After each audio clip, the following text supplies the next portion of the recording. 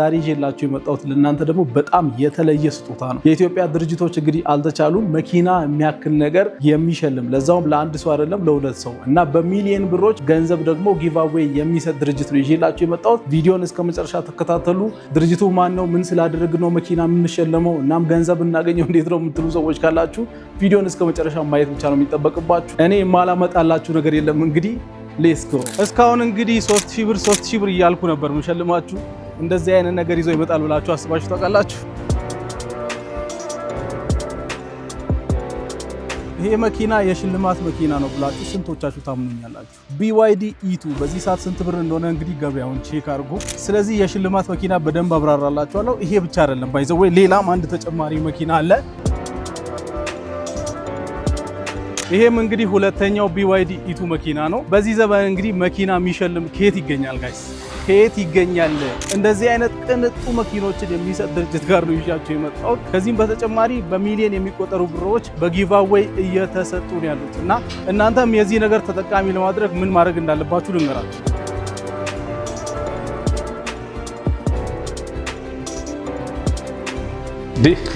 ሰላም ነው? እንዴት ነህ? ሰላም ነህ? ሰላም ነው አለን። እንኳን ደህና መጣህ። ቴንክ ዩ። እንኳን ደህና ቆያችሁ። ያው እኛ እንተዋወቃለን ብዬ ነው። እንዴ በጣም ረጅም ጊዜ በጣም ለረጅም ጊዜ እንተዋወቃለን እኔ እና እሱ። ያው ባይ ዘ ወይ ዳሎል ኢንተርቴይንመንት ላይ በጣም ፌመስ ናት ታውቃለህ? ኦፍ ኮርስ ያው ያንተ ቤቱ ነው እንግዲህ አንተ መጣ አንተ ቤት አለመምጣት እንግዲህ በጣም ብዙ ጊዜ ቪዲዮዎች ሰርተናል። ከኔ ጋርም በደንብ ለረጅም ጊዜ እንተዋወቃለን እና አሁን ከመግባቴም በፊት ለተመልካቾች አንዳንድ ነገሮችን እያሳየዋቸው ነበረ። ድርጅቶች ለአርቲስቶች፣ ለተቸገሩ ሰዎች እናም ደግሞ እንዲሁ በቃ ለራሳቸው ደንበኛ ለሆኑ ሰዎች ጊፍት ይሰጣሉ። መኪና በሚሊዮን የሚቆጠሩ ብሮች ይሰጣሉና እኔም ደግሞ የዳሎል ኢንተርቴይንመንት ቤተሰቦች ከዚህ ነገር ለምን አይካፈሉ ብዬ ነው እና እዚህ እናንተ ያለበት ድርጅት ላይ አሁን ለአራት ሰዎች ሚሊዮን ብሮች እናም ደግሞ መኪና 2 መኪና ምናምን የሚባል ነገር እየሰማው ነበርና ምንድን ነው እስቲ እሱ ነገር ብትነግረኝ ደስ ይለኛል። ጥሩ ያው እንግዲህ ከመጣ አይቀር አንተም ሶሻል ሚዲያ ኢንፍሉዌንሰር ነክና ያው አሁን ላይ ያለው የሶሻል ሚዲያ አጠቃቀማችን አንጻራዊ በዚህ አንድ ወር ውስጥ ያለው በጣም ደስ የሚል ነው፣ ይበል የሚያሰኝ ነው። አብዛኞቹ ቲክታከሮች፣ ኢንፍሉዌንሰሮች ላይክ በጣም ስመጥር ለሆኑ በእድሜ ዘመናቸው ጥሩ አርአያ የሆኑ ሰዎችን ከመተባበር አንጻር በማስታወቂያውም ዘርፍ እየተንቀሳቀሱ ያለበትን ሁኔታ እኔ በግሌ በጣም ወድጀዋለሁ። ሚዲያው በስፋት ሰሞኑን ደግሞ ስለ ነጋሽ ሰሌ በተመሳሳይ ስለ አርቲስት ሱራፌል ተካ በተመሳሳይ እንቅስቃሴዎች ላይ ነበሩ። በዚህ አጋጣሚ እንግዲህ አንተም በሱራፌል ተካ እንቅስቃሴ ላይ እያየው ነበር ላይቭ ላይ በዛ ኮንትሪቢዩሽን ውስጥ አለ እና ጥሩ ስራ እንደሰራህ ነው የሚቆጥረው። በዚህ አጋጣሚ የአንተ ሚዲያ ቤተሰቦች በጣም ትክክለኛ ሰው፣ ፎርማል የሆነ ጥሩ አርአያ የሚሆን መረጃ የሚሰጥ እንዲሁም ለተቸገሩ በመረባረብ ላይ እንቅስቃሴ ውስጥ ስላለ በግሌ ያው ብንተዋወቅም ላመሰግን እፈልጋለሁ ማለት ነው። ከዚህ ጋር በተያያዘ እንግዲህ ሰሞኑን ክሪስማስ ነው፣ ገናም ነበረና የገና ዋዜ ማለት ላይ አርብ፣ ቅዳሜ፣ እሑድ ትልቅ ኤክስፖ አዘጋጅተን ነበር። በነገራችን ላይ እኔም አልተመቸኝም በራሴ በግል ምክንያት ነው የቀረሁትና ይህንንም ያው አሳውቅ ያለው ይሄና ለተመልካቾቼም ያው እንደዚህ አይነት ትልልቅ ለሰዎች የሚደረጉ ጊቭአዌይ ጊፍት ምናምን በሚሰጥበት ፕሮግራም ተጋብዞ አለመገኘት ከባድ ነውና በፐርሰናል ምክንያት ነው ያልተገኘሁት ለማለት ነው። ምንም አይደለም። ያው እዚህ መተካለና ያው በዛ ሰዓት ላይ በነበረ ሁኔታ ኤክስፖ ላይ በጣም ከፍተኛ የሆነ ሽያጮችን መሸጥ ችለናል እንደ ካምፓኒ ማለት ነው። በጣም ብዙ ደንበኞችን ማፍራትም የቻልንበት ኤክስፖ ነው።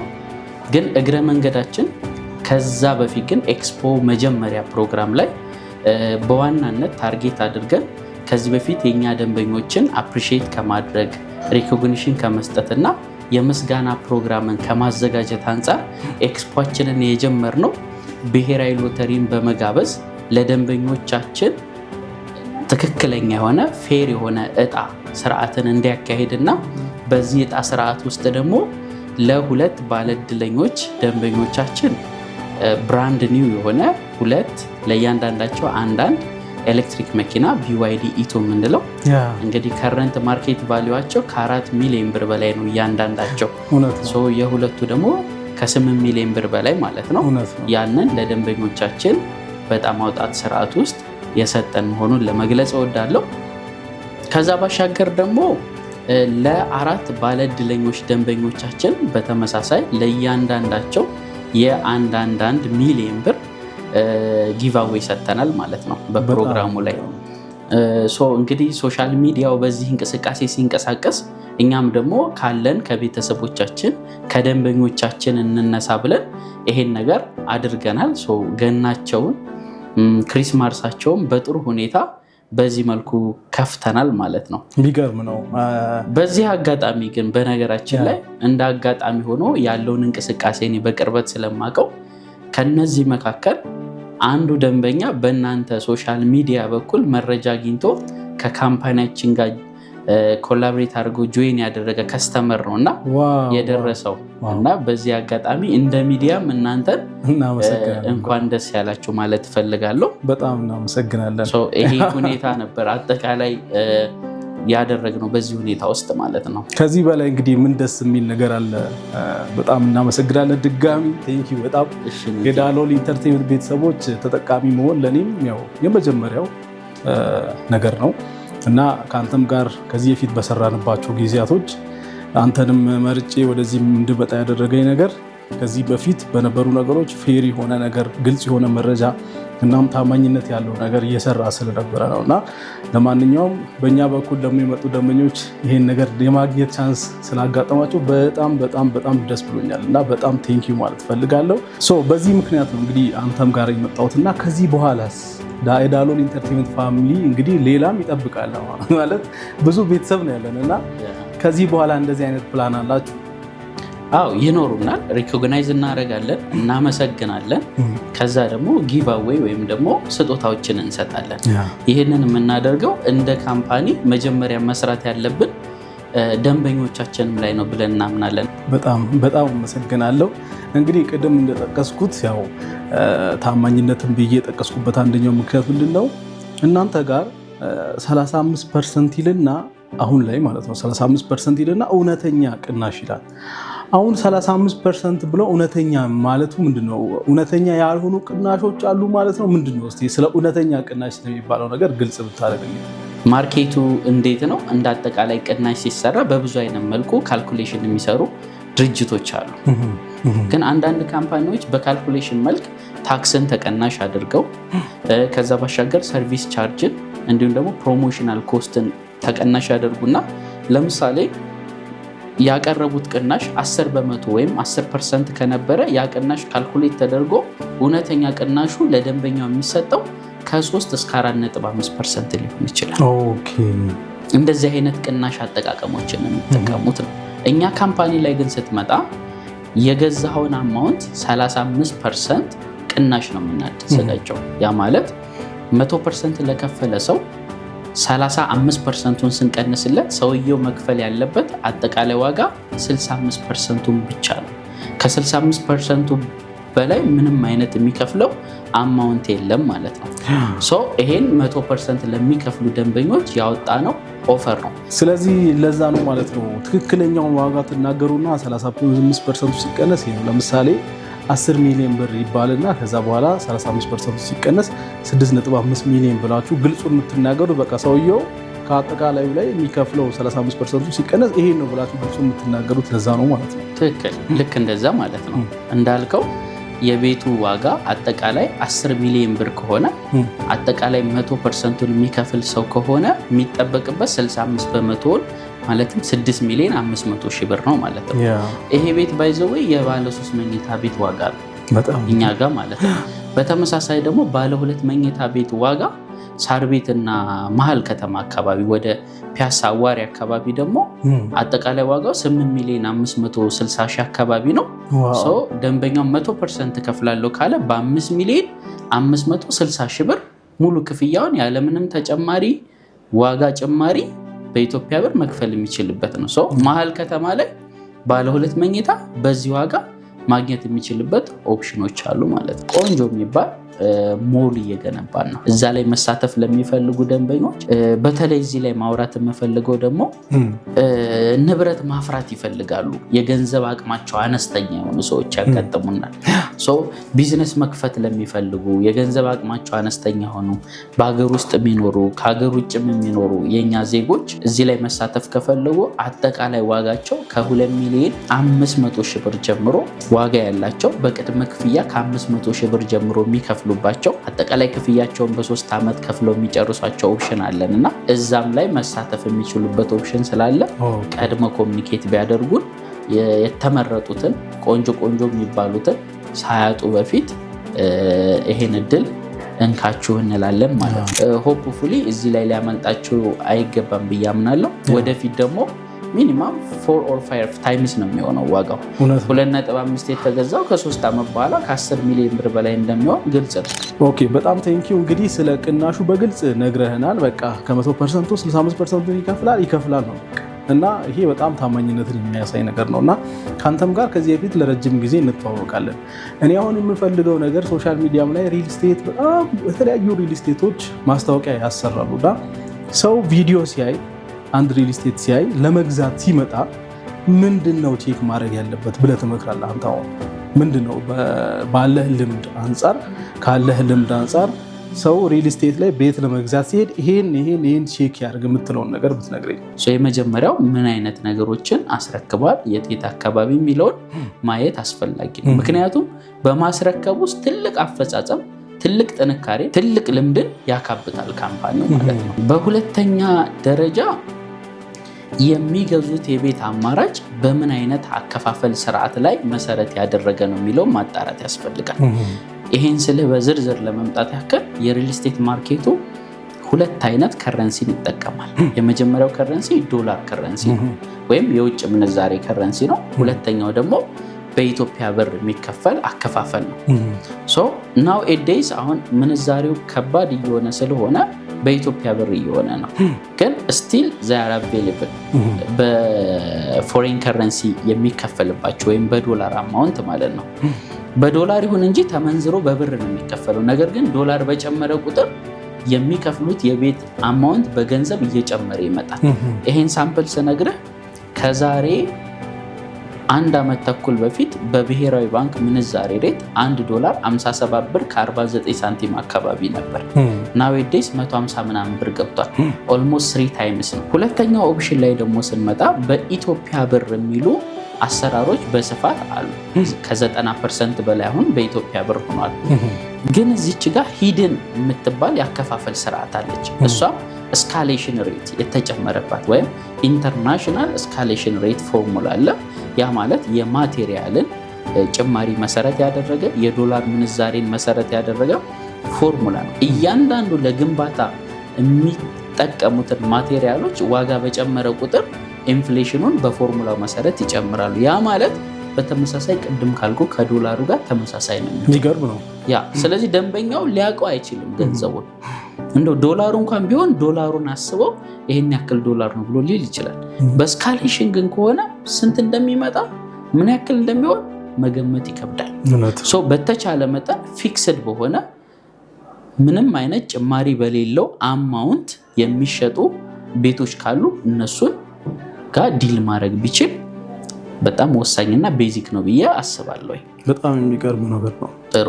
ሶስተኛው ላይ ደግሞ እንግዲህ እንደ ኢትዮጵያ ኮንቴክስት ናው ኤዴይስ በጣም አስቸጋሪ የሆነ ያለው ሳይቶችን ማስረከብ ነው። ሳይቶች ማስረከብ ላይ በጣም ቻሌንጅ እያጋጠማቸው ያሉ ደግሞ ያሉት አብዛኞቹ እንዳጠቃላይ ማለት ባልችልም ኮምፓውንድ የያዙ ሪል ስቴቶች ናቸው። ይሄ በሚሆንበት ሰዓት ስፔሲፊክ የሚፈልጉትን ብሎክ ስለሆነ የሚሸጡት ካልፈለጉ ቀሪውን ብሎክ ሆልድ አድርገው ማስቀመጥ ይችላሉ። ስለዚህ ሳይቱ ሳያልቅ ደንበኛው ኮንትራት ወስዶ የሚረከበው የቤት ብሎክ ቢረከብ እንኳን ሳይቱ እስካላለቀ ድረስ እሱ የሚፈልገውን ሃርሞኒ የሆነ ኢንቫይሮንመንት ኮምፓውንድ ውስጥ ማግኘት አይችልም። ያ ማለት መንገዶችን፣ አሚኒቲ ካሉ አሚኒቲዎችን፣ ሻፒንግ ሴንተር ካለ ሻፒንግ ሴንተሮችን እንዲሁም መሰል ግሪነሪ ኢንቫይሮንመንቱን ለማግኘት ከ10 ዓመት በላይም ሊፈጅበት ይችላል። ሌሎች ኮምፓውንድ እዛ ውስጥ ያሉ ሌሎች ብሎኮች ሆልድ ስለተደረጉ ማለት ሊደረጉ ስለሚችሉ ምክንያቱም ካምፓኒው ለአንተ የሸጠልህ ስፔሲፊክ አንድ አፓርትመንት አለ። ከዛ አፓርትመንት ባለፈ ብሎኩን ነው ገንብቶ የሚያስረክብ። ቀሪውን ሳይት ግን በግንባታ ላይ እየቆየም ከድምፅ አንጻር ከጽዳት አንጻር እንዲሁም ደግሞ ከነፃነትም አንጻር የማይመች አይነት ሁኔታ ሊፈጠር ይችላል። ዋንስ ግን ኮምፓውንዱ ካለቀ የሚባለውን አይነት ኢንቫይሮንመንት መፍጠር ይቻላል። በዛ ውስጥ ግን የኮምፓውንዱ ዴሊቨሪ ዲሌይ ሲሆን የማይመች ኢንቫይሮንመንት ይፈጠራል። አካባቢ ላይ ሁሌ ግንባታ አለ ማለት ነው። ያ ባይሆን ይመከራል። እና በጣም የሚገርም ኢንፎርሜሽን ነው እየነገርከኝ ያለው። ባይ ዘ ዌይ እንደ አንድ ኢትዮጵያዊም ይሄ ኃላፊነት እንደሚሰማው ሰው ይህን ነገር መናገር በጣም የሚገርም ነው።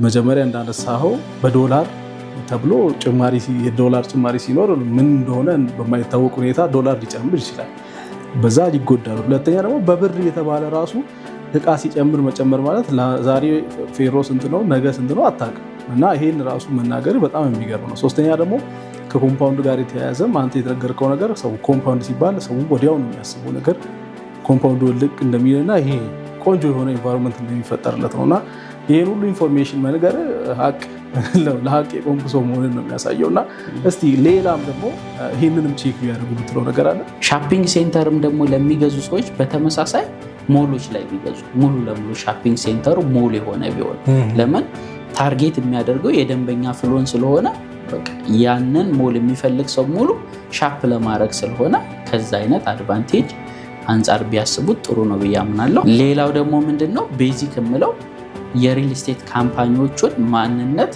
ህጋዊነት ማረጋገጥ የሚቻልበት ሁኔታ ቢኖር ለምሳሌ ያ ቦታ በሪል ስቴት ካምፓኒው ይዞታ ውስጥ መሆኑን ማረጋገጥ ቢቻል ወይም በዛ ሪል ስቴት ካምፓኒ ፒኤልሲ ስር መሆኑን ማረጋገጥ ቢቻል ሳይሆንም እንደዚህ የሚደረግ ነገር ሊኖር ይችላል። ምናልባት ካለ ማለት ያው አንድ ሰው ቤት ሲገዛ እንግዲህ ያው ማረጋገጥ ካለባቸው ነገሮች አንዱ አትሊስት መጠየቅ አለበት።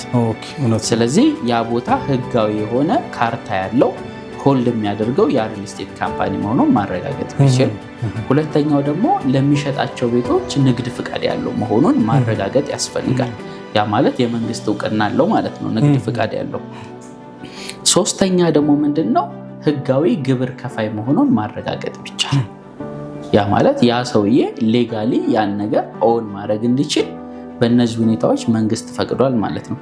እነዚህ ሁሉ ነገሮች ደግሞ ቢቻል የካምፓኒው አግሪመንት ወይም ከደንበኞች ጋር የሚፈራረመው ውል ጋር ባይንድ ተደርገው ቢቀመጡ ከውሉ ጋር። ከዛ ባሻገር ግን ቤትን ሲገዙ ከሚያገኙት የሽያጭ አማካሪም ሆነ የሪል ስቴት ካምፓኒ ጋር በደንብ ተግባብተው ትክክለኛ መረጃ ጠይቀው ያሉትን ኦፕሽኖች አይተው ቢገዙ ብዬ እመክራለሁ ማለት ነው። በጣም የሚገርም ኢንፎርሜሽን የነገርከኝ፣ ለተጠቀመበት ሰው እውነትም በጣም የሚገርም መረጃ ነው።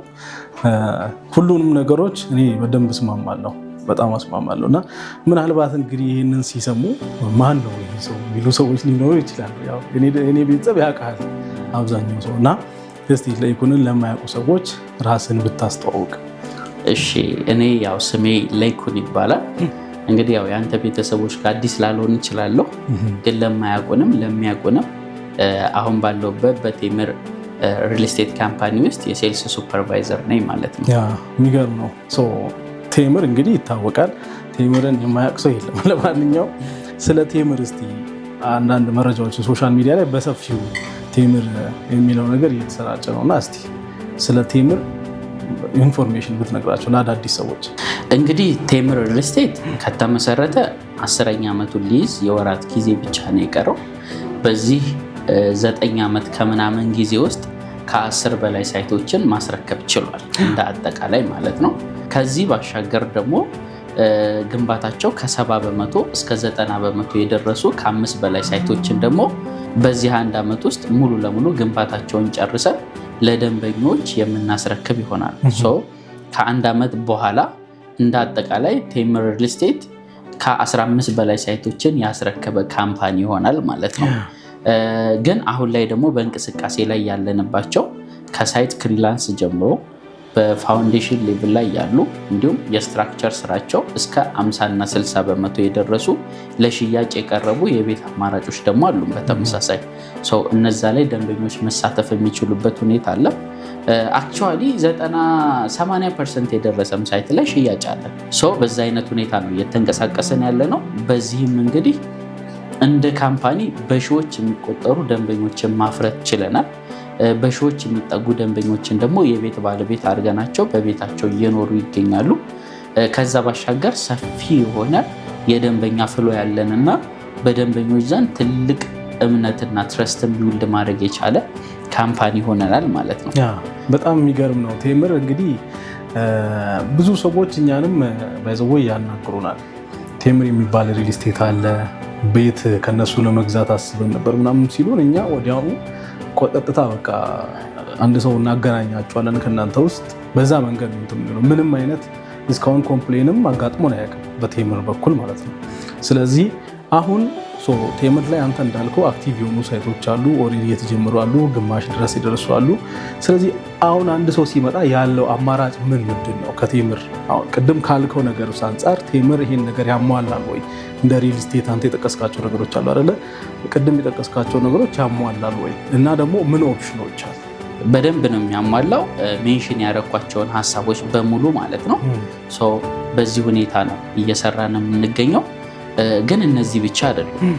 እንደ ካምፓኒ ስንመጣ የሪል ስቴት ሴክተሩ በጣም ትልቅ እንከን ውስጥ ነው ያለው አሁን ላይ ባለው ሁኔታ። በዋናነት ብንመለከት በአፍሪካ ደረጃ ዘ ሞስት ኤክስፔንሲቭ ሃውስ ፕራይስ ያለው እኛ ሀገር ነው። ማለትም ውድ ዋጋ ያለው እኛ ሀገር ነው። አንደኛ ቁጥር 1። በዓለም አቀፍ ደረጃ ደግሞ ቶፕ 10 ውስጥ ነው ያለ ነው። እዚህ ሴክተር ላይ ኦብጀክቲቭ አድርገን እየሰራንበት ያለነው ሁኔታ አለ። በዋናነት የፋይናንስ ስርዓቱ ላይ ነው። ቴምር ላይ ግን ስንመጣ ምን አደረግን? እያንዳንዱን ሳይት የየራሱ ፒኤልሲ ያቋቋምንለት። ስለዚህ ሳር ቤት ላይ ያለው ሳይታችን የራሱ ፒኤልሲ ያለው፣ ፒያሳ ላይ ያለው ሳይትም በተመሳሳይ የራሱ ፒኤልሲ ያለው። ደንበኞች ዲፖዚት የሚያደርጉት የገንዘብ አማውንት ኤግዛክትሊ ለዛ ሳይት በተመደበ የባንክ አካውንት ብቻ ነው። ኦዲትም የሚደረገው ማኔጅም የሚደረገው ፋይናንስ ማኔጅመንቱም በዛ አሰራር ነው የሚያልፈው። ስለዚህ ለዛ ሳይት የገባው ገንዘብ ወይም አማውንት ሙሉ ለሙሉ ተጠሪነቱ ለዛ ሳይት ብቻ ይሆናል። ከኦዲት አንጻር ለዛ ሳይት ቅድሚያ ተሰጥቶ በገንዘቡ ፍሎ መሰረት ሳይት ኦን ታይም ዴሊቨር እንዲሆንና ወደ ሌላ ሳይቶች እንዳይሄድ ወደ ቦታና መሬት ግዢ እንዲሁም ደግሞ ወደ ሲስተር ካምፓኒዎች እንዳይቀላቀል በዚህ መልኩ እየሰራ ነው። ሁለተኛ ደግሞ እየሰራንበት ያለ ነው በኮንስትራክሽን ዘርፉ ነው። አብዛኛው የሪል ስቴት ካምፓኒ ገንቢዎች አሉ። ምንድነው ሪል ስቴት ማርኬቱን ይቀላቀሉና የራሳቸው ቦታ አላቸው። ስለዚህ እዛ ቦታ ላይ ቤት መገንባት ይፈልጋሉ፣ ያንን ደግሞ መሸጥ ይፈልጋሉ። ስለዚህ ያን ነገር ለማስፈጸም ኮንትራክተሮች ወይም ገንቢዎችን ይፈልጋሉ። እነዛ ገንቢዎች ደግሞ እቃውን የሚያቀርቡላቸው ራሳቸው ናቸው ገንቢዎቹ። ስለዚህ ከእቃ ላይ የእቃ ትርፍ ያገኛሉ። ሁለተኛ የሌበር ኮስት አለ። ከሌበር ኮስት ላይ ትርፍ ይሰሩባቸዋል። ሶስተኛ የማሽነሪ ሬንታልም ሆነ ለማሽነሪ አክሰሰሪ የሚጠቀሙበትን እሱንም አትርፈው ይሰሩባቸዋል። ሌላው ደግሞ እንደ አጠቃላይ ለግንባታ ከተጠቀሙት አጠቃላይ ወጪ ላይ ሌላ ተጨማሪ ወጪ ሲሰሩባቸው የሪል ስቴቱ ባለቤት ለደንበኞች የሚሸጠው የዋጋ አማውንት በደንብ ጨምሮ ካልሆነ አያዋጣም። ስለዚህ አንድ ሳይት ከሚጠይቀው የመገንቢያ አማውንት አሁን ላይ ያሉ ሪል ስቴት ካምፓኒዎች ከ300 እስከ 500% ዋጋ ጨምሮ ነው እየሸጡ ያሉት። ገብተዋል። አንድ ፐር ካሬ ሜትር የሚፈጀውን ዋጋ ከ300 እስከ 500% ነው የሚጨምሩት። ዋናው ፋክተር አሁን የጠቀስኩት ፋክተር ስለሆነ አሁን የአንደርስታንድ ባረኩት መሰረት ለምሳሌ 1 ሚሊዮን ብር የሚፈጅ ቦታ ለመስራት ኮንስትራክተሮች ሌላ እነዚህ ተጨማሪ አትራፊዎች ስለሚመጡ ስለሚቀላቀሏቸው ያንን እስከ 3 ሚሊዮን ብር ወጪ ሊያስወጣቸው ነው ማለት ነው። እጥፍ ነው 300-400% ነው። እንደዛ ካልሆነ አያዋጣቸውም። ስለዚህ የዚህ አይነት አሰራር ደግሞ የቤት ዋጋ መናርን ስለሚያስከትል እንደ ካምፓኒ ካነሳሳችን ጀምሮ የተነሳ ነው የራሳችን ኢንጂነሪንግ ዲፓርትመንት ማቋቋም ላይ ነው መጀመሪያ። በዚህ ኢንጂነሪንግ ዲፓርትመንት ውስጥ ከዲዛይን ጀምሮ እስከ ኮንስትራክሽን እና ፊኒሽንግ የሚካተት ቲም አዘጋጀን ማለት ነው። ስለዚህ እስካሁን ባለን አፈጻጸም እንደ ቴምር ሪል ስቴት ምንም አይነት ዲሌይ የለብንም። አፎርዴብል በሆነ ፕራይስ እየሸጥን ነው የምንገኘው። ደንበኞቻችንን አፕሪሺየት በማድረግ ትልቅ ዲስካውንት እየሰጠን ነው የምንገኘው። ኦል ኦቨር ዘ ሲቲ ዳውንታውን የምንገነባበት ቦታ ላይ ሚኒማም ከኛ ተቀራራቢ የሚባል ዋጋ ማለት ከኛ ከ40 እስከ 50% ዋጋ ጭማሪ ያላቸው እኛ ያዝናቸው ሳይት አካባቢ የሚሸጡት። ከዛ ደግሞ በተመሳሳይ ከሄድ ከ200% በላይ ጭማሪ ያላቸውም አሉ። ይሄ የሆነው ምክንያት ምንድነው? የኛ አይነት መዋቅራዊ ስራ ስላልሰሩ ነው። የሚገርም ነው። ስለዚህ ዋጋ በዚህ ምክንያት ነው ማለት ነው ቅናሽ ያለው ማለት ነው። ዋጋ ማኔጅ የምናደርገው በዚህ ነው። ስለዚህ ያለውን የኮስት መናር ወይም ደግሞ የቤት ዋጋ በዚህ መልኩ እያረጋጋ ነው። ለደንበኞቻችን ተመጣጣኝ በሆነ ዋጋ ኳሊቲውን እና ስታንዳርዱን የጠበቀ ቤት ኦን ታይም ዴሊቨር በማድረግ ነው የምንታወቀው። በጣም የሚገርም ነው። በጣም የሚገርም ኢንፎርሜሽን ነው የነገርከን። አንዳንድ ሰው ዋጋስ እንደዚህ ዲስካውንት ሲያወጡ እነሱስ አይጎዱም እንዴ ለምን አወጡ የሚል ነገር ይኖራል እና ያው ምክንያቶቹን በዝርዝር ማብራራት ደግሞ አስፈላጊ። እስቲ አሁን ላይ ያሉ የቤት አማራጮች ምንድን ናቸው? መግዛት ለሚፈልጉ ሰዎች ምን አይነት ኦፕሽኖች አሉ? ቤዚካሊ አሁን ላይ አክቲቭ የሆኑ ሳይቶች አሉ ለሽያጭ ያቀረብናቸው። የመጀመሪያው ሳይት ሳር ቤት ጋር ነው። እንግዲህ ሳር ቤት 4ኛ ሳይታችን በዚህ 1 ዓመት ተኩል ውስጥ ሳር ቤት ጋር 3 ሳይቶችን አውጥተን ሙሉ ለሙሉ ተሽጧል በሚገርም ሁኔታ እና የሳር ቤት ደንበኞቻችን ኢንተረስት በጣም ሀይ ነው። በተመሳሳይ እነዛ ሳይቶች ላይ ቤት እየፈለጉ ሲያጡ የነበሩ ደንበኞች አሉን። አሁንም ላይ ደግሞ ሰርች በማድረግ ላይ ያሉ አሉ እዛ አካባቢ ላይ። ሳር ቤት ላይ 4ኛ ሳይታችንን አሁን በገና ማግስት አውጥተናል። እዛው ሳር ቤት ብቻ? ሳር ቤት ቫቲካን ኤምባሲ ጋር ወረድ ብለክ ማለት ነው። እና ሳር ቤትን ለመግለጽ ያክል የሚያውቁት ያውቁታል፣ ለማያውቁትና ደግሞ መረጃ ደግሞ ለመስጠት ያክል ሳር ቤት እንደ አዲስ አበባ የአፍሪካ ህብረት መቀመጫ ናት፣ የመጀመሪያው ማለት ነው። ሁለተኛ ደግሞ የከተማችን ከ40% በላይ የሆኑ ኤምባሲዎች መገኛ ነው። ሶስተኛ ደግሞ የተለያዩ ኤንጂኦዎች በስፋት የሚንቀሳቀሱበት በቁጥር ከ45 በላይ ኤንጂኦዎች ሳር ቤት ኤሪያ አሉ። አራተኛ ደግሞ የከተማችን ባለሀብቶች፣ ባለጸጎች፣ ዲቨሎፐሮች፣ ኢምፖርት ኤክስፖርተሮች እንዲሁም ደግሞ ትልልቅ ሌቭል ላይ የደረሱ ነጋዴዎች መኖሪያ ኤሪያቸውን ያደረጉት እዚህ ሳር ቤት አካባቢ ነው። የየራሳቸውን በጣም ለግዠሪየስ የሚባል ቤት እየገነቡ የሚኖሩበት ኤሪያ ነው እና አፎርድ የማይደረግ ሴንተር ነው ብሎ ነው እንደውም ብዙ ሰው የሚያስብ ሳር ቤት። ከዛ አንጻር እንግዲህ በሪሴል እና በሬንታል አድቫንቴጅ የሚወሰድበት ነው። እንደነገርኩ የተለያዩ ዲፕሎማቶች እዛ አካባቢ ላይ ይንቀሳቀሳሉ። የውጭ ሀገር ዜጎችም ይኖራሉ፣ ፎሬነሮችም ይኖራሉ። ለቢሯቸው ለእንቅስቃሴያቸው ምቹ የሚባል አካባቢ ነው። ከዛ ባሻገር ደግሞ ብንመለከተው ይህ አካባቢ በዙሪያው መሀል ከተማ ላይ ነው ያለው። ከዛ ባሻገር የተለያዩ ትምህርት ቤቶች ለምሳሌ ኢንተርናሽናል ኮሚኒቲ ስኩል የአሜሪካኑ የከተማችን ውዱ ትምህርት ቤት እዚህ ሰፈር ነው ያለው ለምሳሌ ማለት ነው። የተለያዩ የእምነት ተቋማቶች፣ ሆስፒታሎች እና መሰል የፋይናንስ ተቋማትና የመንግስት ጽሕፈት ቤቶች በቅርብ ርቀት መኖሩ፣ ከዛ ባሻገር ደግሞ የጸጥታ ሁኔታና ለመኖሪያ ምቹ የሆነ ፍሰቱ፣ ትራፊክ ጃም የሌለው ኤሪያ መሆኑ፣ ወደ ተለያዩ አካባቢዎች ለመንቀሳቀስ ምቹ የሆነ ሴንተር ነው። እዚህ ሳይት ላይ እንግዲህ ግራውንድ ፕላስ 21 የሆነ ብሎክ ነው ለሽያጭ አወጣ ነው። ባለ 2 እና ባለ 3 መኝታ አማራጮች ነው ያሉን እዚህ ሳይት ላይ።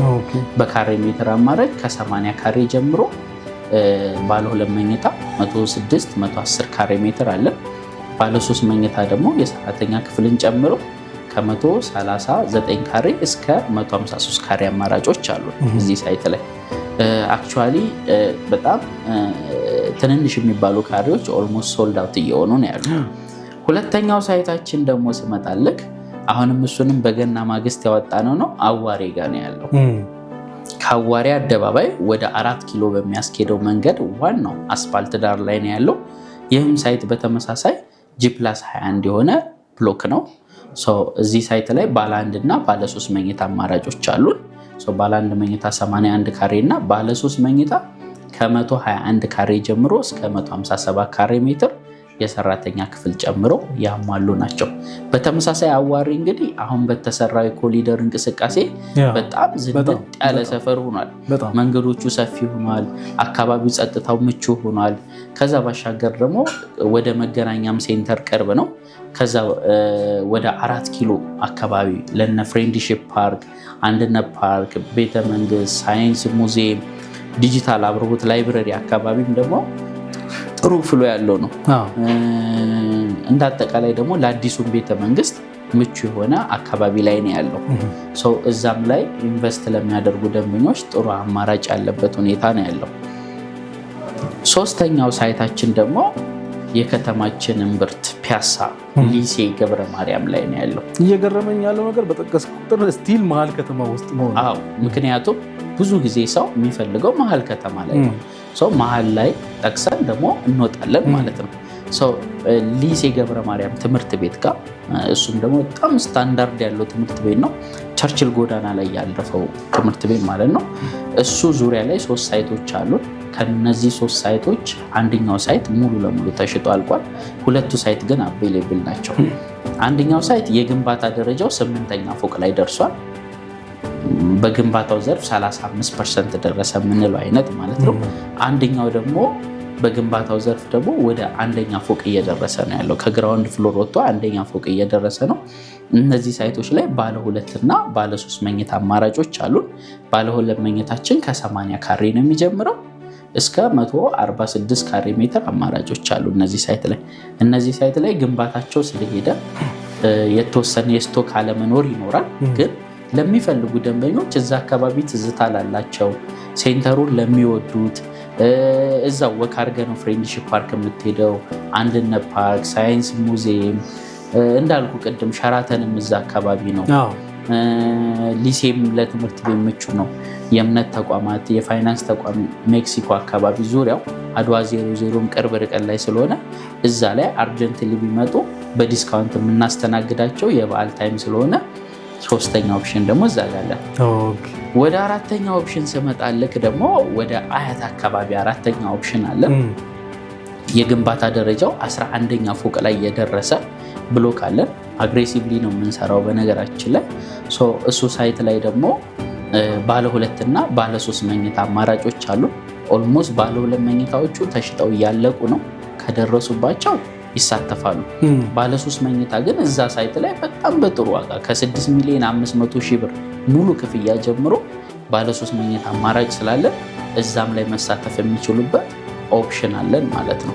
ያው አያት አካባቢ ለመኖሪያ ምቹ ነው፣ ነፋሻማ ነው፣ አብዛኛው ሰው የሚኖርበት ቀጠና ነው። ብዙ ነገሮቹ ምቹ ስለሆነ እሱን መጠቀም ይችላል። አይቼዋለሁ። ይህንን አሁን ያልኩን ፕሮግረስ ላይ ያለውን በዛ እያለፍኩኝ አይቼዋለሁ። ናይስ። በዛ ሌቭል ነው። 5ኛ በአፓርትመንት ደረጃ ከረንት ላይ አክቲቭ ነው እየሸጥ ነው ያለው ጋርመንት ጋር ነው። ጋርመንት አደባባዩ አካባቢ ነው ያለው ኃይሌ ጋርመንት። እሱ በግንባታው ደረጃ 80% ደርሷል። እዛ ላይ ባለ 3 መኝታ 139 ካሬ ኦፕሽኖች አሉ። እዛ ላይ ደግሞ መሳተፍ ለሚፈልጉን ደንበኞች ሊሚትድ ቤቶች አሉን። በእርግጥ በወራት ጊዜ ውስጥ የምናስረክበው ሳይት ነው። እዛም ላይ መሳተፍ የሚችሉበት ሁኔታ አለ። በምን ደረጃ? በአፓርትመንት ደረጃ ማለት ነው። ሱቆች ላይ ደግሞ ስንመጣ እንግዲህ ወደ ገላን አካባቢ በጣም G+7 የሆነ ለግዠሪየስ የሆነ ስታንዳርዱን የጠበቀ ፊውቸር የሚያማክል ሙሉ ለሙሉ በመስተዋት የተሸፈነ የአልሙኒየም እና የመስተዋት ስትራክቸር ያለው ቆንጆ የሚባል ሞል እየገነባን ነው። እዛ ላይ መሳተፍ ለሚፈልጉ ደንበኞች በተለይ እዚህ ላይ ማውራት የምፈልገው ደግሞ ንብረት ማፍራት ይፈልጋሉ። የገንዘብ አቅማቸው አነስተኛ የሆኑ ሰዎች ያጋጥሙናል። ቢዝነስ መክፈት ለሚፈልጉ የገንዘብ አቅማቸው አነስተኛ ሆኑ በሀገር ውስጥ የሚኖሩ ከሀገር ውጭም የሚኖሩ የኛ ዜጎች እዚህ ላይ መሳተፍ ከፈለጉ አጠቃላይ ዋጋቸው ከ2 ሚሊዮን 500 ሺህ ብር ጀምሮ ዋጋ ያላቸው በቅድመ ክፍያ ከ500 ሺህ ብር ጀምሮ የሚከፍሉባቸው አጠቃላይ ክፍያቸውን በ3 ዓመት ከፍለው የሚጨርሷቸው ኦፕሽን አለን እና እዛም ላይ መሳተፍ የሚችሉበት ኦፕሽን ስላለ ቀድመ ኮሚኒኬት ቢያደርጉን የተመረጡትን ቆንጆ የሚባሉትን ሳያጡ በፊት ይሄን እድል እንካችሁ እንላለን ማለት ነው። የሚገርም ነው። እዛ ሙሉ ሞል ነው። G+7 እና ሞል ነው። በጣም ሂውጅ ሞል ነው። በጣም ከ500 በላይ ሾፖች ነው ያሉት። ስለዚህ በጣም ቆንጆ የሚባለው ሙሉ ሞል ነው። ሆፕፉሊ እዚህ ላይ ሊያመልጣችሁ አይገባም ብዬ አምናለሁ። ወደፊት ደግሞ ሚኒማም 4 or 5 ታይምስ ነው የሚሆነው ዋጋው። 2.5 የተገዛው ከ3 ዓመት በኋላ ከ10 ሚሊዮን ብር በላይ እንደሚሆን ግልጽ ነው። ገላን ሰፈሩም የነዋሪ ስለሆነ አሁን በጣም እየሰፋ ያለ ነው።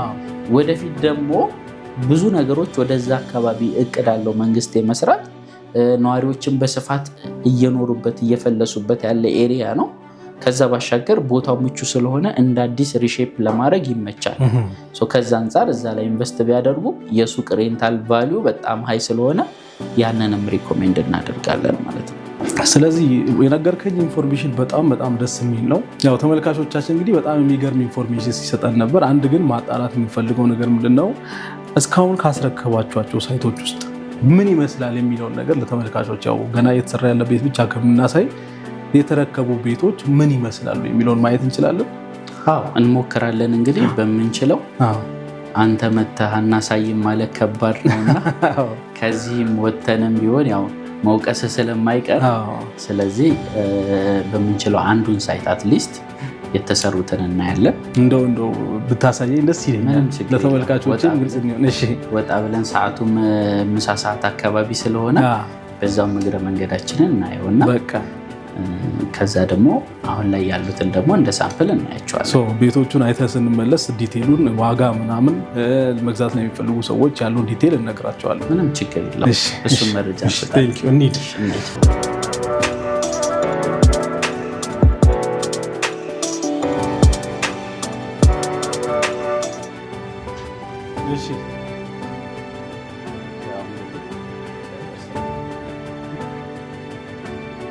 ከሊፍት ወጥተናል። አሁን ደግሞ ወደ አንዱ ሳምፕል እንሂድ። ሰዎች ጎረቤት እየኖሩ ነው። ይችኛዋ ቤት ሳምፕል ነች። ይህም ቤት ያው እንደ ሳምፕል ላሳይትና ባለ 2 መኝታ ከሰራተኛ ተደርጋ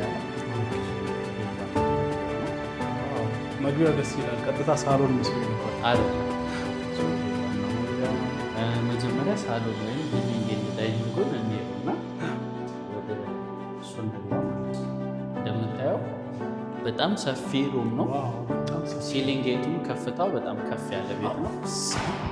በደንብ ስታንዳርድ የሆነ ቤት ነው። ቬንቲሌት እንዲያደርግ መስኮት አለው። ከዛ ደግሞ ስላይዲንግ አለው ማለት ነው ቤቱ። በደንብ አሬንጅ ለማድረግ የሚመች አይነት ቤት ነው። ቪው ራሱ ደስ ሲል ጥሩ ነው። ከዛ ባሻገር ለፈለግከው ዓላማ ሊቪንግ ዳይኒንጉን ትጠቀማለህ። ኮለን ቤት ውስጥ የለም። መሀል ላይ ኮለን የለው። ጽድት ያለ ቆንጆ ስፔስ አለው ማለት ነው። በጣም ሰፊ ነው ሳሎኑ። የሪል ስቴት ቤቶች እኮ እንደዚህ አይደለም ማቀው። በጣም ሰፊ ሳሎን ያለው ደስ ይላል። ላይቱ ደግሞ አሁን ምንም እዚህ ላይት እየተጠቀምን አይደለም። ባይዘው ተመልካቾቻችን በመስኮት የሚገባው ላይት በጣም ደስ ይላል።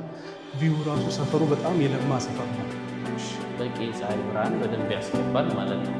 ከቬንቲሌሽን እና ከብርሃን ፍሰት አንጻር ለሊቪንግ ሩም ጥሩ አማራጭ ነው ማለት ነው። እዚህ ጋር ለቀቅ ያለ ኮመን ባዝሩም አለ። በደንብ ለቀቅ ያለ ነው። ሙሉ ነገሮች ፊክስቸሮች የተገጠሙለት ማለት ነው። በደንብ ለቀቅ ያለ ነው። በደንብ የተገጠመለት ነው።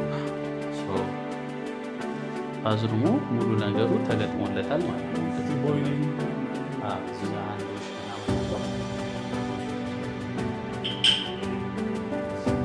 በጣም ደስ ይላል። ይሄ ኮመን ባዝሩም ሆኖ እንደዚህ ሰፊ ነው ደግሞ ደስ ይላል። ሌላም ያው ማስተር ቤድሩሙ ላይ ሽንት ቤት ራሱን የቻለ ይኖራል። ማስተር ቤድሩሙ ደግሞ የራሱ ባዝሩም አለው። በደንብ ሰፋ ያለ ነው። ክሎዜት የተገጠመለት ነው። በምትመለከተው መልኩ ለቀቅ ያለ ሩም አለው። ቬንቲሌሽን ኖሮ ወይ የፀሐይ ብርሃን ያስገባል ማለት ነው። ይሄ ደግሞ የራሱ ማስተር ባዝ ነው ማለት ነው። የራሱ ማስተር ቤት ይሄ ራሱ በጣም ሰፊ ነው።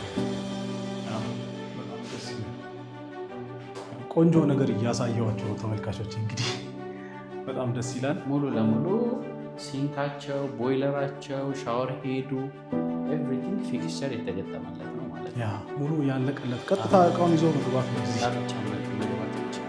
ይሄኛው ደግሞ ሁለተኛው መኝታ ክፍል ነው። በደንብ ብርሃን ያስገባል። ጥሩ ቬንቲሌሽን አለው።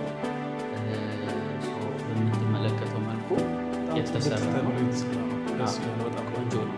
ይሄን ለልጆች ምናምን ማድረግ ይቻላል ማለት ነው። በነገራችን ላይ ይሄ ቤት የተሰራው ኦልሞስት ከ3 ዓመት በፊት ነው። ያ ማለት በሰዓቱ ባለው የፊኒሽንግ ስታንዳርድ ነው። አሁን ላይ ያለውን የፊኒሽንግ ሌቭል የሚገልጽ አይሆንም። ስቲል ግን እንደዛ ሆኖ ራሱ እንዴት ከዘመኑ ቀድማችሁ እንደምትሄዱ የሚያሳይ ይሄ በጣም ነው የሚያምረው። ትክክል። እና በዛ ሌቭል ስለሆነ አሁን ላይ የምንሰራቸው ደግሞ ከዚህ በደንብ የተሻሉ ጊዜውን የዋጁ ቆንጆ ስታንዳርድ ያላቸው ቤቶች ናቸው። ከዛ አጠቃላይ ደግሞ የቤቱ ስፋት 120 ካሬ ሜትር በደንብ ሰማያል። ኮሪደሩም ደስ ይላል በጣም። ይሄኛው ደግሞ የሜድስ ሩም ወይም የአጋዥ ክፍል ነው ማለት ነው። ከሁለት መኝታዎች ባሻገር ሰዎች አጋዥ ሆነንም ቢሆን እንግባች ለአጋዥም ቢሆን እዚህ ጋር ካቢኔት ማስቀመጥ ትችላለች። አልጋዋን በዚህ በኩል ታደርጋለች። አይ ምናልባት እንደ ክፍልም መጠቀም ይችላል ሰው ካስፈለገ እንደ ሶስተኛ ቤቶ ገስት ማድረግ ይችላል። ያ በጣም የሚገርም ነው። ለሰራተኛ ታስቦ መሰራት ነው። ይሄኛው እንግዲህ ኪችን ነው። አጋጣሚ ሆኖ የቤቱ ባለቤት እቃ ስቶር አድርጎበታል። ኪችን ሳናሳይማ እንዴት እንሄዳለን? ኪችን ግዴታ ነው ተመልካቾች። አንደኛ ምክንያቱም ኪችን ማየት ነው። ይሄኛው በዚህ በኩል ማየት አንችልም። እስቲ አንዴ በዚህ በኩል ማሳያቸው ደስ ይለኛል። እንደዚህ ነው። እሺ ሳምፕል ሙሉ ላሳያችሁ ብዬ ነው።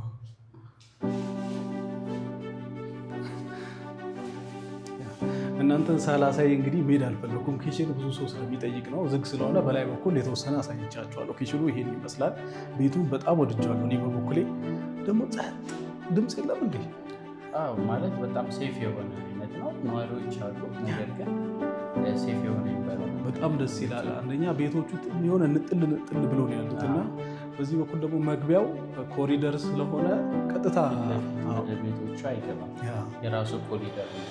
እዚህ በቃ መኖር ነው። እዚህ መጥቶ መኖር ነው። ሌላ ምን ማለት ነው?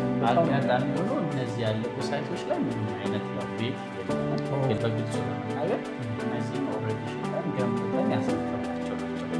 በተመሳሳይ አሁን ለሽያጭ ያቀረብናቸው ግን ደንበኞች መሳተፍ ይችላሉ። ከቻለ እነሱ እዚህ አካባቢ አለ የተለያዩ ሳይቶች ላይ አሉ። እነሱ ላይ ያሉትን ግን የደረሱበትን ሁኔታና ግንባታቸውን ስራ ማሳየት ይችላል።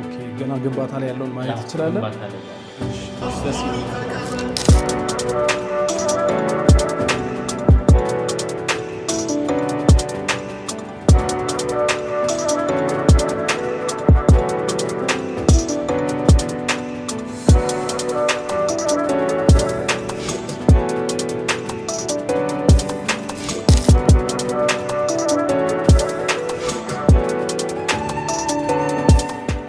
በግንባታው ደረጃ 80 በመቶ የደረሰው ያልኩ ነው። እንደምትመለከተው ፊኒሽንግ የቻክ የቦርድ ስራ እየሰራን ነው። በ8 ወራት ውስጥ ዴሊቨር ለማድረግ እየሰራን ያለ ነው። አንዱ ሳይታችን ነው። ከታች ኮሜርሻል አለው፣ ከላይ አፓርትመንት አለው ማለት ነው። እዚህ ጋር ሱቅ የሚፈልግ ሰው ካለ 1-2 ሱቆች አሉ። በአፓርትመንት ደረጃም ደግሞ 4-5 አፓርትመንት ብቻ ነው የቀሩት። በዚህ ሌቭል ነው ያለው። ይሄኛውም በቅርቡ ከምናስረክባቸው ሳይቶች መካከል አንዱ ነው ማለት ነው። የሚገርም ነው እንግዲህ የቻክ ስራ እያለቀ ነው። አሁን በጣም አክቲቭ ሆነው እየሰሩ ነው ያሉት። እዚህም እንዳለው እንግዲህ በጣም ጥቂት ቤቶች ናቸው ያሉት። እነሱ ጋር መምጣት የምትፈልጉ ሰዎች፣ እነዚህን መግዛት የምትፈልጉ ሰዎች ካላችሁ ኮንታክት ማድረግ ትችላላችሁ። አይ ደግሞ ሌሎች አማራጮችም አሉ ካሉ ብዙ አማራጮች አሉ። እነሱ ጋር በደንብ ዲስከስ ብታደርጉ የተለያዩ ኦፕሽኖችን ያቀርቡላችኋል። ስለዚህ እናንተ ለእናንተ የሚሆናችሁ መርጣችሁ ከዛ ውስጥ አሪፍ ነው የምትሉትን ኦፕሽን መርጣችሁ ቤት መግዛት ትችላላችሁ። እንደምታዩት በጣም አክቲቭሊ ስራ ላይ ነው ያሉት ሁሉም። እኛ ራሱ አስፈቅደን ነው እየቀረጽን ያለ ነው። በጣም አክቲቭሊ እየተሰራ ነው ያለውና ስለዚህ እዚህም ሌላም ቦታ ያሉ ቤቶችን ማየት ስላላችሁ አክቲቭሊ እየተሰሩ ያሉ የተለያዩ ሳይቶች ስላሉ እነሱን እዚህ ጋር በምታዩት ቁጥር ዋትሳፕ ላይ፣ ቴሌግራም ላይ፣ ቫይበር ላይ ቀጥታ መደወል ትችላላችሁ። ብዙ አይነት ኦፕሽኖችን ያቀርቡላችኋል። ለይኩንን ራሱን ቀጥታ አግኝታችሁ ማናገር ትችላላችሁ። እኔ በጣም ነው የወደድኩት። ስራው በጣም እየተሰራ ነው ያለው። ኦልሞስት ይሄ ሊጠናቀቅ ነው።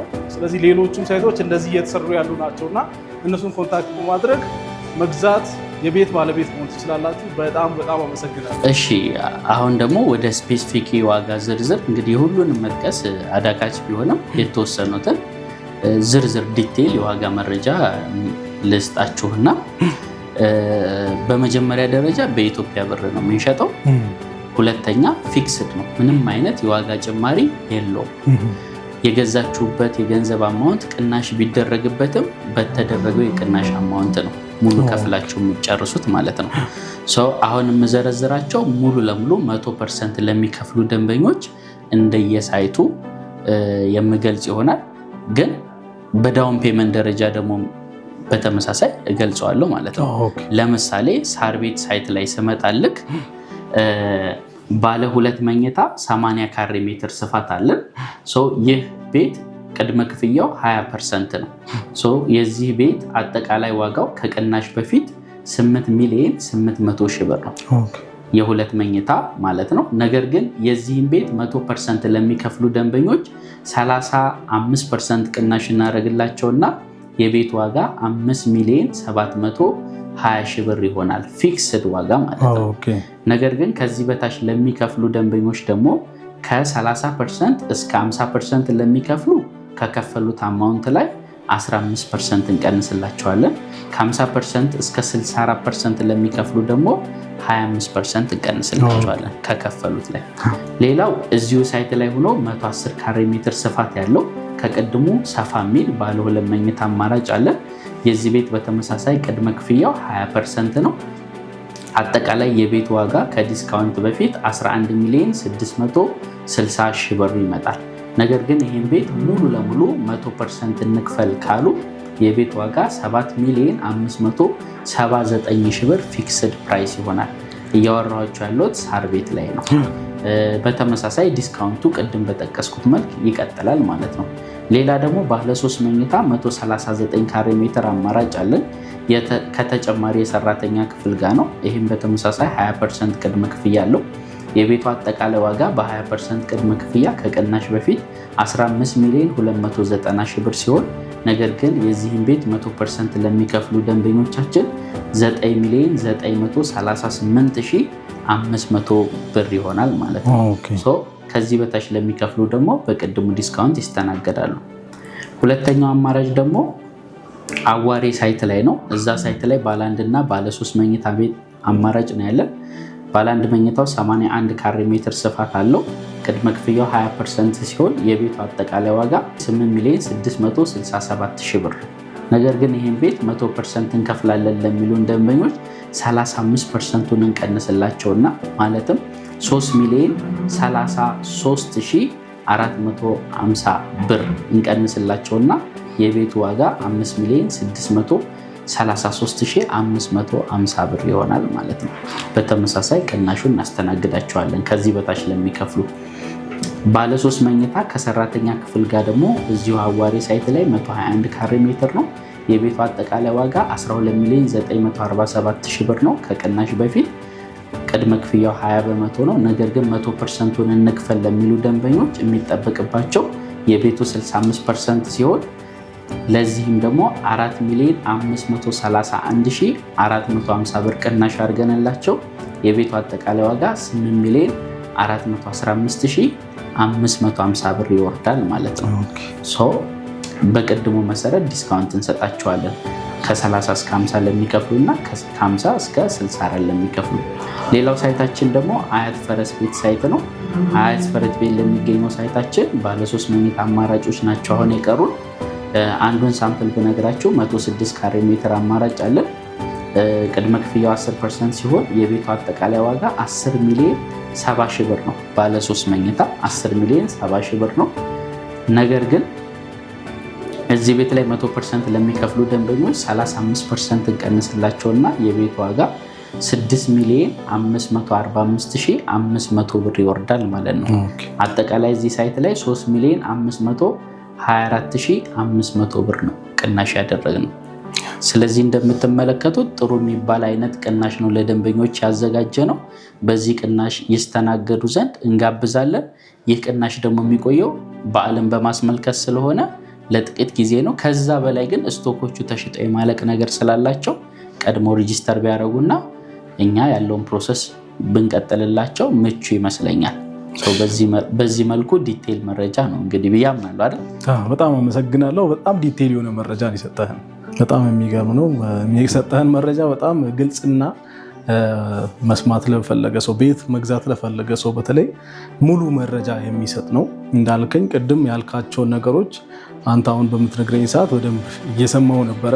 አንተ ያሟላል እነዛን ነገሮች ሰዎች ከመግዛታቸው በፊት ያልከውን ነገር እንዴት እንደሚያሟላ ጭምር ነው ያብራራል እና በጣም እናመሰግናለን። በነገራችን ላይ ተመልካቾቻችን ቴምር ሪል ስቴት ማለት እንግዲህ አንደኛ ያው ድርጅቱን እሱም እንዳለው አጣሩ ብሏል። እኛም ደግሞ ፕሮሞሽን ከመስራታችን በፊት የምናደርገው የመጀመሪያው ነገር ምንድነው ድርጅቱ ከዚህ በፊት ምን አይነት ፕሮፋይል አለው፣ ፕሮፋይሉን እናያለን። ከዛ በኋላ ደግሞ መተን ያሉትን ነገሮች እናያለን እና እናንተንም ሳይቱን ሁሉንም ነገር እናሳያችኋለን። በጣም ታማኝነት ከፈለጋችሁ በደንብ ታማኝ ሆነው ቃላቸውን ጠብቀው የሚሰሩ ዋነኞቹ የሪል ስቴት አልሚዎች ናቸው። ሌላው ደግሞ ዋጋውን በሚመለከት ራሱ በግልጽ ነው በቃ የሚነገራችሁ፣ ምንም የሚደበቅ ነገር የለም። ይሄው ቅናሹ በግልጽ እውነተኛ ቅናሽ ነው። አሁን ሙሉ ከፍል ይሄን ያክል ዲስካውንት አለ ተብሎ በግልጽ ነው የሚነገራችሁ።